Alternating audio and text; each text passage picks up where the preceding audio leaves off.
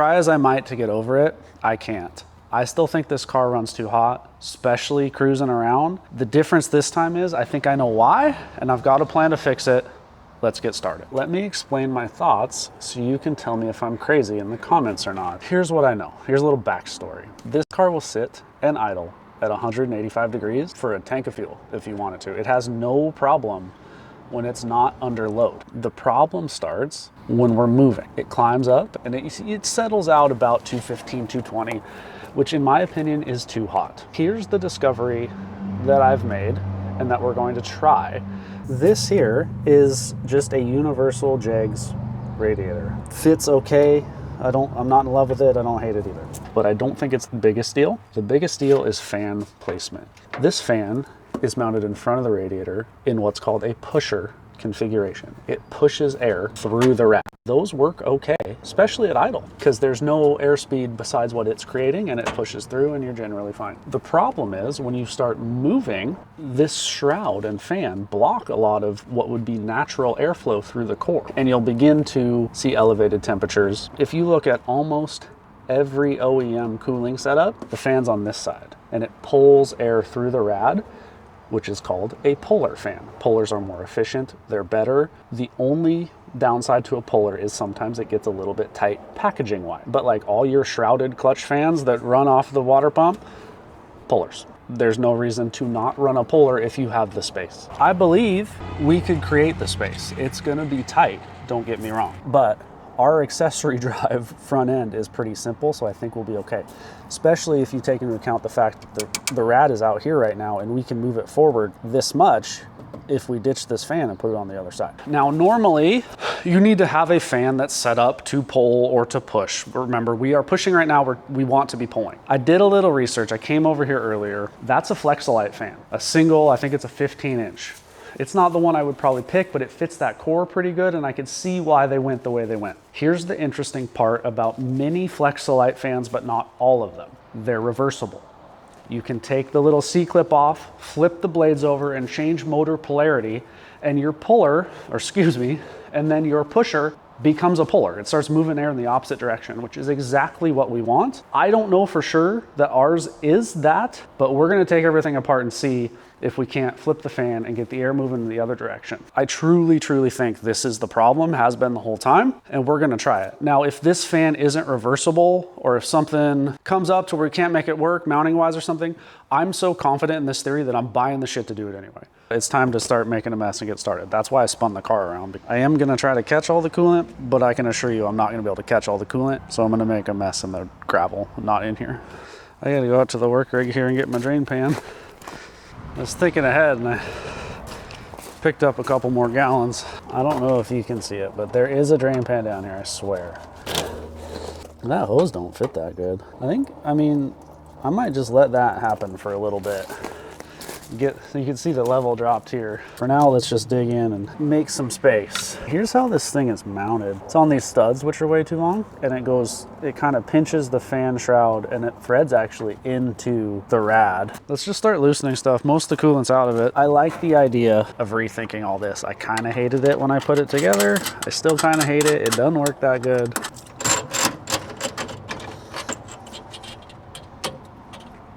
Tilt back and out. I may need to push that like that and get these brackets off. That's fine. I also need to cut some zip ties because I don't know where the connector for this is, if there are any. I got one side, one bracket off. Let me see if I can't. Oh yeah, hold on now. Up and out, buddy. All right, good morning. It's the next day. We're back at home. I got the fan set up here and I haven't changed anything. This is exactly how it came off the car. I want to kind of see where we're at. We're going to run it off a Milwaukee battery. So remember, this was mounted to the front of the radiator. So the radiator will be where my arm is right now. We're going to wire it the way it was wired in the car, which we're going to assume that blue to red was the hot side and black to black was the ground side. And now when I touch these together, it's probably going to spark, but the fan's going to turn and we're going to see which way the air moves. No fuse. Here we go.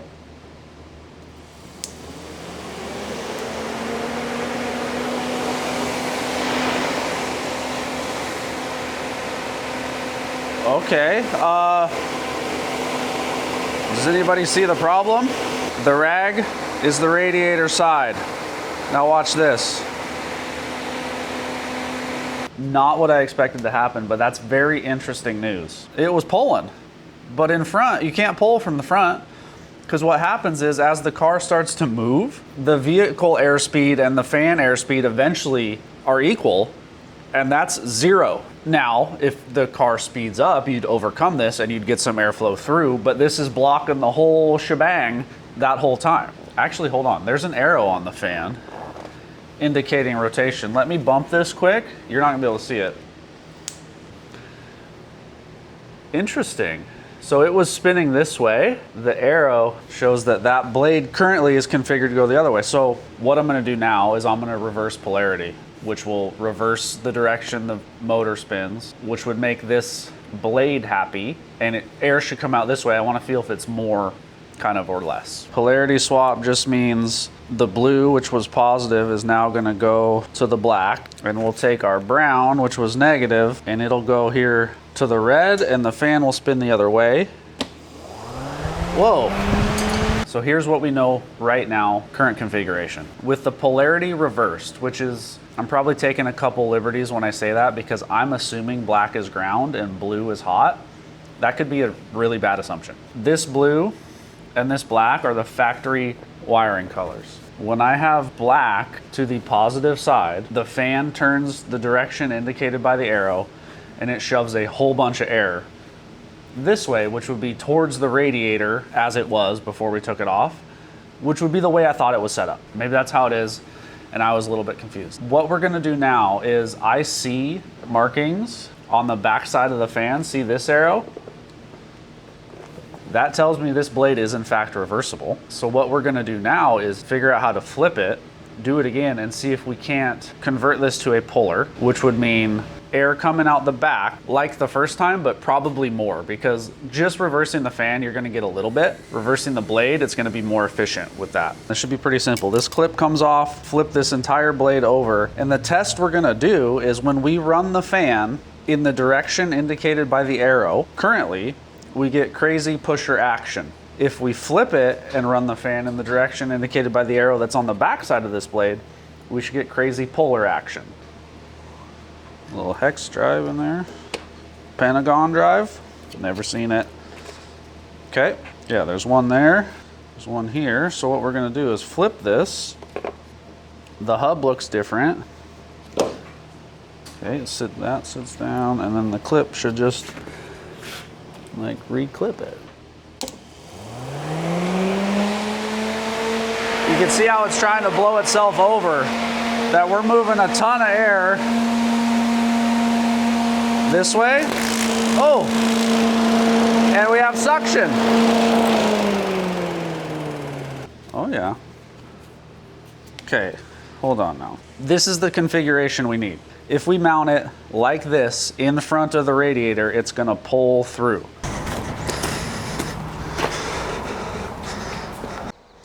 Well, this is how close I've gotten.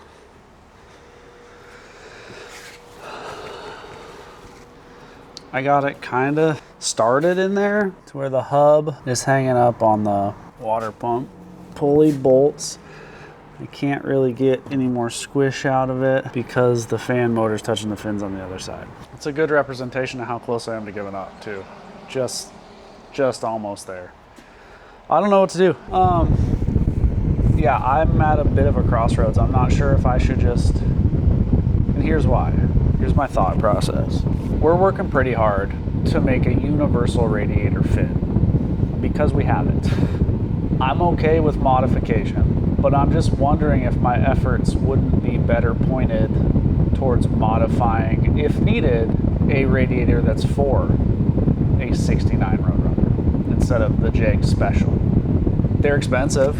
You know, I would buy a ColdCase and I'd buy it with their shroud. It's 6.75 inches overall, which is still, based on the measurements I'm taking today, still gonna be really tight, but that application is for this car. So if I was to buy a radiator for a 1969 Plymouth Roadrunner, manual transmission, big block, is that a better starting point? And then and then we modify from there? Or do we continue to modify to make a universal radiator fit that I'm not super in love with anyway and is truly of unknown condition? Look what we have here. I broke down, I did it. That is a complete kit for a 1969 Roadrunner with a 22-inch radiator from ColdCase. It's their fan, their shroud, their radiator. It's supposed to bolt in and fit. I still think ours is gonna be tight. I just have a feeling. I haven't even taken it out of the box yet. Let's open it up, see what we got, see if we can make it fit. This must be the fan. Appears we have to assemble the shroud to the radiator. That must be the shroud, and then this big box appears to be the radiator. Very well packed. So this is their shroud. It goes like that, and then the fan bolts to it. Okay, so I got the shroud mounted to the radiator, but I ran into the first thing that I don't really like, but it's an easy fix. They have it set up to where the fan screws to the shroud, which is nice. But for the shroud to the radiator, they want you to rivet it, which I'm not okay with. That seems more permanent than it needs to be.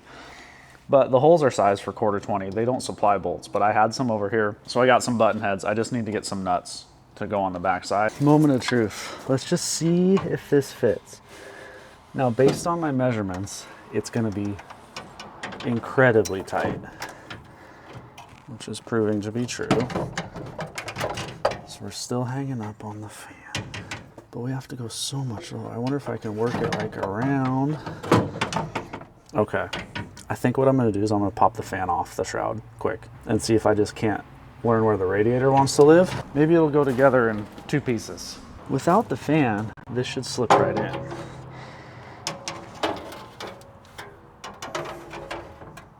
The trimming that was done here was a mistake because we're kind of in drill your own hole territory, but that's more room than we've ever had. Let me see if that fan will sneak in there. Oh man, it's so close. Oh, what just happened? Something just moved and now I have room. Oh, I can kind of angle it, which might be something that we do. So here's what we're gonna have to do if we want this to work, which I think is what we're gonna try first. I don't know if you can tell, it's in there at a bit of an angle and it has to be. We need to have it as tight as we can here with the bottom kicked out just a little bit, just a slight angle. The filler cap is still far and away the tallest part. I think it's gonna be okay. Mounting is going to be a little bit tricky. There'll be some spacers and stuff involved. That's the only way the fan's going to fit. Otherwise, I don't know how to put a puller fan on this thing, and I really, really think that's what it needs. So that's what we're going to try. If I could close this gap up a little bit more, we could probably tilt it less, so we're going to look at that. Now remember, we are playing a game of fractional inches. Everything's tight. An eighth here matters, an eighth there matters. Here's what I see. See that gap between the shroud and the actual radiator flange? See this corner here where my finger is? It's held up on that bend. It kind of looks like it's intended to sit down on it and it's just hitting the end tank. If we could get that much back, that's that much less tilt, right? That's all gonna add up. So what I'm gonna do, and I hate to modify brand new parts, but I'm not above it. This is what I'm talking about. See that Sharpie mark? If I trim that, I think this would sit down farther.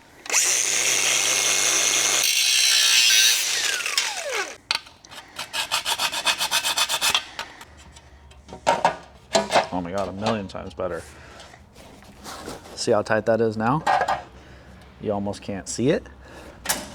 Instead of sitting up, it's that way on both sides. That alone is gonna be a gigantic help. Okay, I just wanna see how the fan fits now. If, how, when it fits. Oh, it is brutally close. I'm gonna have to tilt it still, but when I do, that gives us the clearance we need. See, when it sprung back like that, we don't have it, but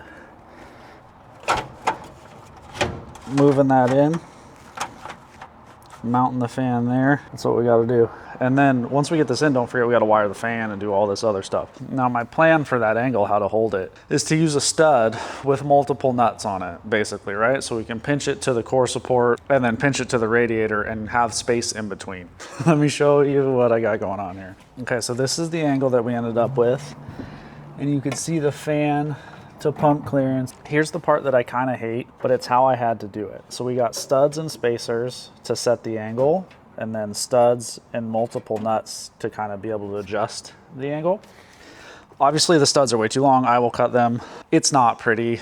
It's not my favorite radiator installation I've ever seen. It shouldn't be yours either, but I do think it's gonna work. There's a lot of cool things to look at on this car. How the rad is in there is not one of them. I'm gonna leave it. It was that or start cutting like major pieces of core support. I haven't put any foam anywhere yet, but I do think I'm gonna do a strip of that foam here to seal any hot air from coming up because I want it to go through. The rest of it I'm going to leave for now. There's obviously gaps in here, but this flange does a pretty good job. It's going to make the air turn 90 degrees twice.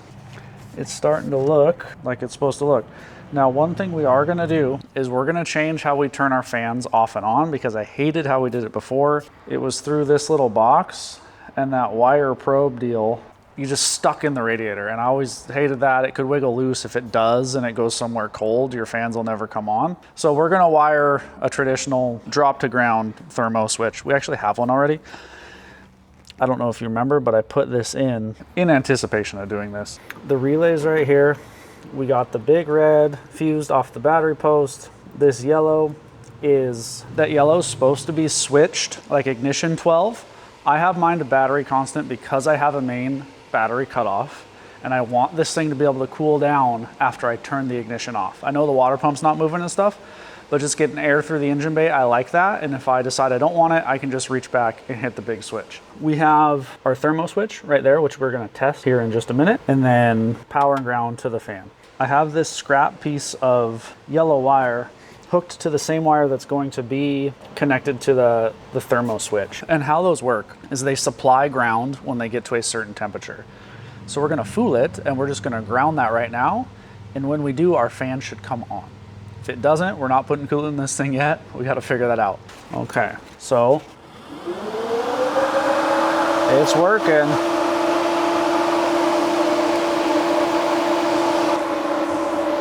Watch this.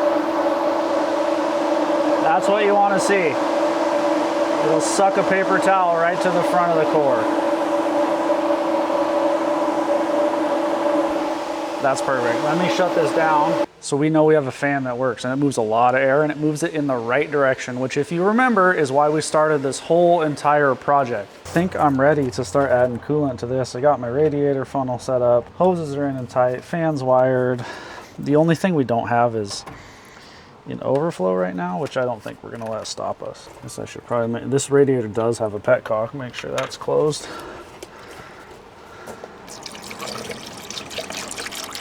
Took about 2.5 gallons. I expect more to get sucked in there once we start it, but we are ready to hop in, fire this thing up, and let it get warm. For the first time with our new ColdCase radiator, we're gonna fire it open like that and let it burp.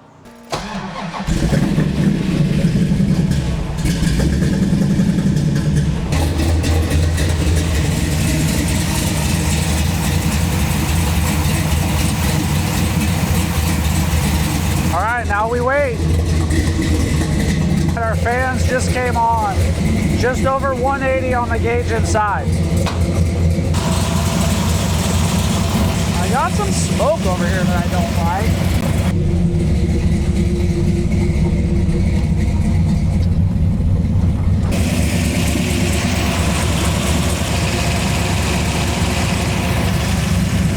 All right, so we got about 160. 161 at the lower hose and like 172 at the upper hose. So things are going good. The gauge inside indicates a little more than that. Gauge inside is showing like 195, just sitting there. And it's a hot day today, and there's really no airflow through the rad right now outside of the fans. I think it's gonna be better, I really do. All right, it's not really taking any more coolant out of my funnel, so I think I'm gonna back it back in here, shut it off, let it cool down overnight, suck whatever it needs to back into the rad. Then tomorrow morning we'll put the cap on and we're doing the load test. See how the fan's still running but the ignition's off?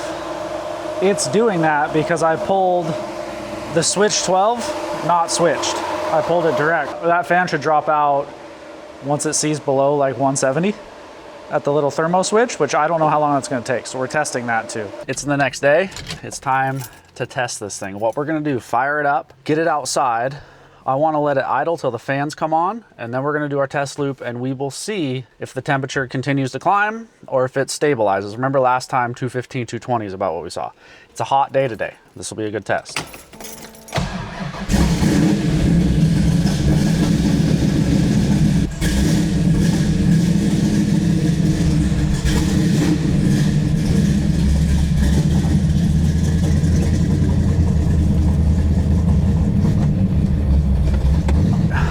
fans just came on.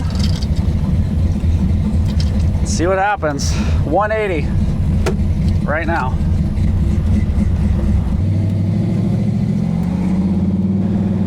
So far so good. We haven't gone far.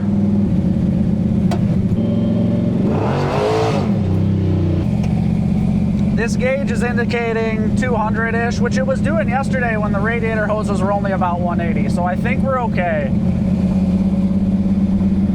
We'll get it up here, we get some wind in it. It's bouncy. It's like driving a couch around.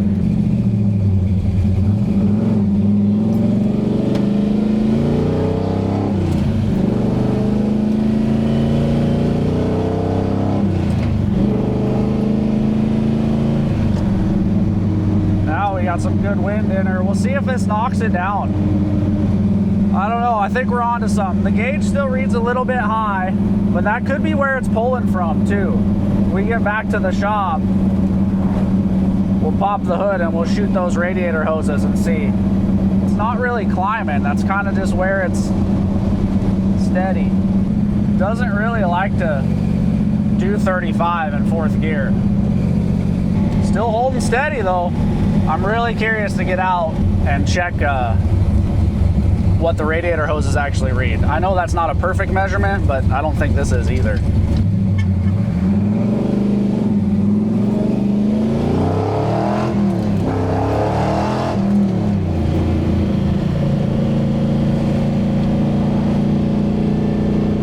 Highway cruising.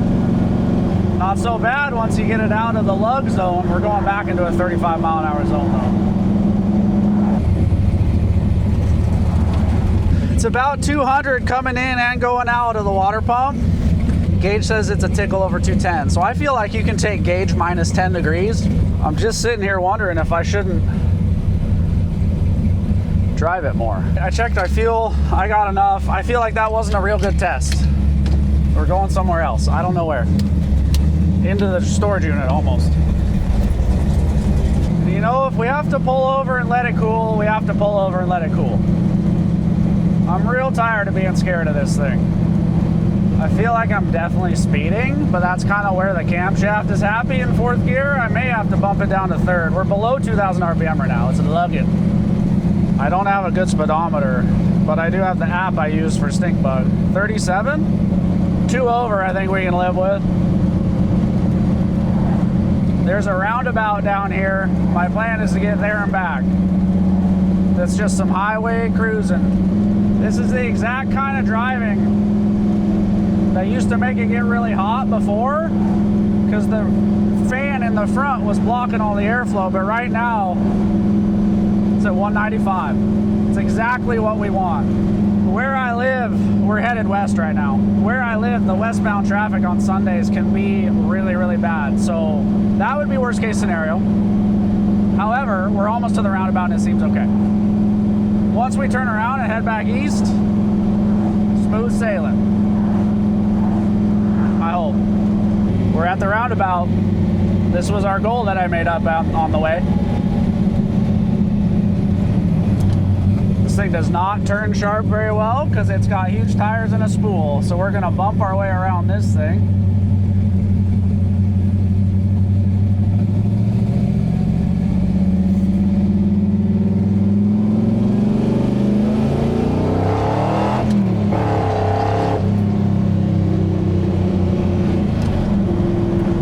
And we're headed back.